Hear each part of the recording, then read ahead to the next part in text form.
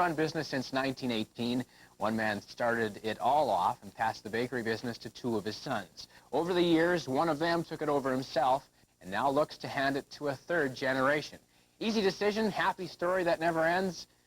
Maybe. Black's Bakery, 1022 Langlois, in 1918. Black's Bakery in 1989. There's been big change and little change in the 71 years between. Back then, it was Model T Ford delivery service, mainly bread. You can still buy bread today, but pastries now make up a large part of the business. Back then, Peter Black Sr. wanted to run his own company and started the ball rolling. Peter Black Jr. is the man in charge now, a 55-year veteran of his dad's dream. Well, I think when I used to go to grade school, I used to fry donuts. When I was 10 or 11 years old, I used to fry donuts and just kept going and going. Well, I mean, it's not by choice. You had to work. I mean, like my dad had 6 boys and 1 girl. So all of them were involved in the business. The family had to be involved in the business, but only Peter and one of his brothers stayed on with the bakery. Peter became sole owner in 1975. Today, much is the same in the way things are done. The same handling of the dough as they did way back then. The same baker's trays to place it in. And the same brick oven, 70 years old, handling dozens of loaves of bread at a time. But some things are changing. Peter is now 64 years old and at least thinking about retirement. He's wondering about turning over Black's Bakery to a third generation, his 24-year-old son or his 31-year-old daughter. I got it between Valerie and Gregory. You know, I mean, Valerie is the most adaptable one, but she's married and she's got 3 children. But I mean, like, well, I don't hope to retire for another couple of years, but in a couple of years she'll have all her children in school, so, I mean, she'd be the better one to go into it because she just is that way. We get along really good, talk about a lot of things. You know, like, where a lot of things, like, I'll ask him what he feels about different things we do, and a lot of times he asks my opinion, too, so we might help each other type of thing. My son Gregory, I mean, he's more or less with the idea that you get people to do the work and all you do is the managing. And while you don't run small business like that, I mean, you know. I like to see myself as having a future.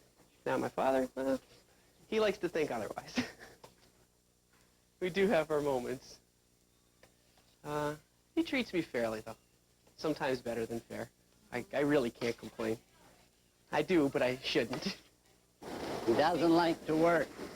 Doubles? No, singles. I'm the only one that gives him a hard enough time. Right. Everybody else listens to him. That's true. If it wasn't for me, you'd have no stress. That's right. And I wouldn't be able to live. Good. Get another box. It's a good link. You know, when we first came into the business, I never used to think of it that way. But I mean, now that I'm getting older and now that I want my children to get into the business, you know, it's just like sometimes I go to bakers' conventions and talk to other family bakeries, people who have family bakeries, and they say it's so unusual to have 3 generations go into one business because usually after the 2nd generation, the 3rd generation isn't too interested. Kind of a give and take situation, you know, where sometimes I listen, sometimes he listens. Well, my only philosophy is, you know, treat the people right and, you know, and give them a fair product and, you know, well, try to be good. The quality product is most important because if you can have actually the best service, but if your product doesn't stand up, you're not going to have the customers to give the service to. So I think the basic really is the good quality product. As for keeping it a small, I don't know, small family business, it has, I think, a lot more potential. I mean, it's not going to be a Wesson Industries and things like that, but it can get bigger.